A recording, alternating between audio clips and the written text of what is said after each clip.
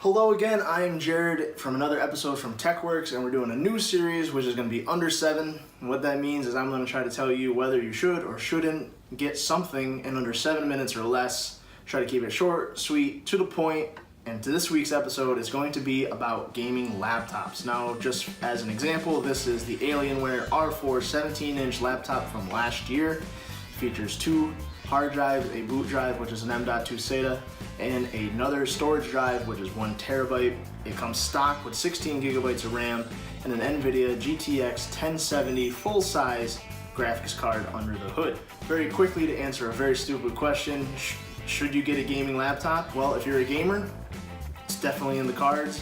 Probably either this or a gaming PC. Desktop PC is going to be in your near future. But for those people who kind of blend gaming and work, or creative in gaming, or pretty much any mix of those two, why should you get a gaming laptop over a MacBook or over a ton of other PCs which have great performance with a little bit different style? So we'll talk about why you should first. So why you should? Well, gaming laptops have a crazy aesthetic, and one of them is very edgy, very RGB. RGB is pretty much on everything.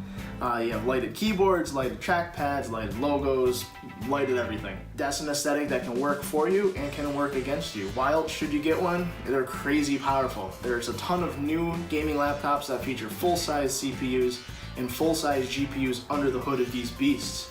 Now, that power comes with a price, obviously, and that is battery life, as well as performance when on battery versus when plugged in. If you are a person on the go who does game, esports, whatever, a gaming laptop is going to be the better pick for you than a gaming PC, just because it's portable, it will fit in a bag, be it a pretty large bag, versus a desktop which definitely isn't going anywhere.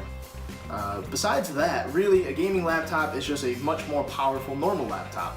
So let's talk a little bit about why you maybe shouldn't get this and opt for something different, be it a different PC, a different brand of gaming PC, and anything in between, really. So Alienware kind of falls in the middle, I would say, between a crazy aesthetic and a very more sleeked, modern look, say closer to a MacBook. I would say at the very crazy spectrum, there's a new laptop, well, not super new, but it's called the Acer Predator. It has a curved screen, it is huge, full mechanical keyboard, and that is nuts. You're gonna need a briefcase to bring it with you, and I think it actually comes with one. On the opposite side of that, you have Razer, which creates full performance laptops. They have their StealthBook, which I would consider closest to a MacBook as far as a strike between power and aesthetic. And you know, there's various other companies in between. Again, battery life is going to be pretty crappy. You get a few hours on battery at full brightness. You get less if you're going to play a game, but also a gaming laptop is probably going to throttle your GPU performance when it's not plugged in. Most of the time, it can switch to integrated graphics versus the dedicated graphics, in this case, the GeForce GTX 1070.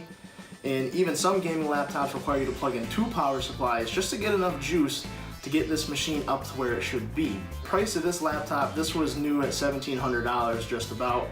You can build a pretty decent desktop. You lose the portability of the laptop, and that might be the key factor as to why you're looking at this machine versus building your own or buying a PC desktop. But I'm gonna defend the desktop for a second in saying that you can customize it, you can build it, you can pretty much tailor it exactly how you like. Maybe you do a little more CPU intensive stuff, maybe a little GPU intensive stuff, or anywhere in between. You can figure that out, and you can get the price to an affordable level and a good blend of each, and you can always upgrade, you can always expand upon with the desktop. Most laptops today, you have soldered in components. Your CPU and GPU, more or less, are never gonna change. Maybe RAM will change.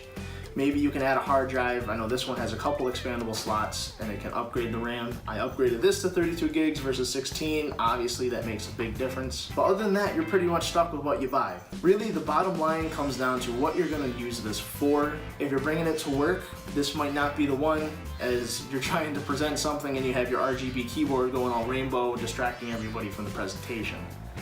Maybe you need something a little more quieter, like the Razer series. Or maybe you just don't need this sort of form factor. Maybe you want the PC desktop because you're not gonna move around a bunch, or you just maybe want to play some couch games versus sitting in a desk chair. Of course, if you're gonna play, AAA titles on a gaming laptop, you need a pretty powerful one. You can make the desktop be that way. Again, this is what it is. In 2 years, when the requirements change, you can change your desktop, you can't change this. It's a tough question to answer because it really depends personally on what you're going to use it for. Overall, gaming laptops have only gotten better to now feature full-size components which are great for performance at the cost of battery life. Alienware and Razer right now, I believe, are the only 2 companies that offer an external dock for a full-size graphics card. But again, that costs money for both the dock and the graphics card to help you keep up with the next couple of years of gaming. Believe me, I'm not trying to advocate for the desktop. I'm just trying to say, if you're gonna spend a couple $1,000s, make an informed decision on what you're gonna use gaming for. If you're just gonna play Terraria and Minecraft and games like that on a gaming PC, well, you probably don't need this one. You don't need one that's as powerful.